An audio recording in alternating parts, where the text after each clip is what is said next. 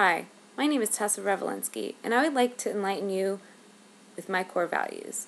In a short amount of time, I plan on discussing 5 values which I believe are important to me and that drive my everyday actions.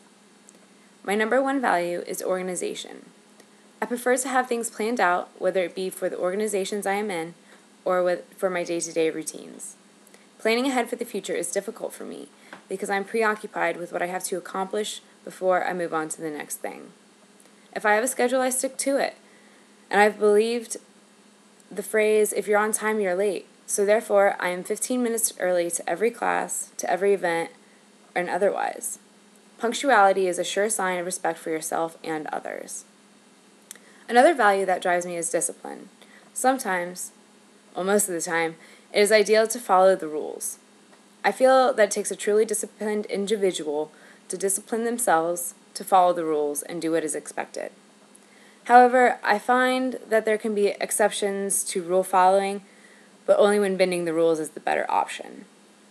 Once I get comfortable with a group or task, I begin to look at it from a different perspective.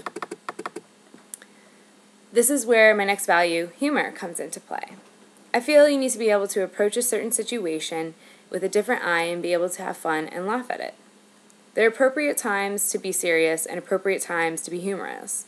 I believe that it takes a great leader to be able to distinguish how to act in each situation. Communication is my next core value.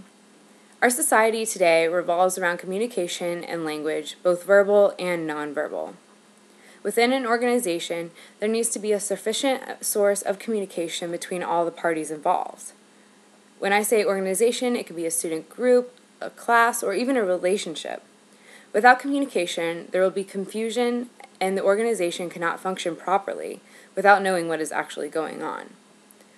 With communication comes honesty. For communication to really be functional and beneficial, it has to be valid. I have found that communication can make or break a group. Too much can be a nuisance and too little can be detrimental. A final value that I would like to discuss is patience. You can't rush greatness, and if you want something to be perfect, it won't come out the way you want it to the first time around. Practice makes perfect. To me, a great leader is willing to put the time and effort into perfecting something that needs work.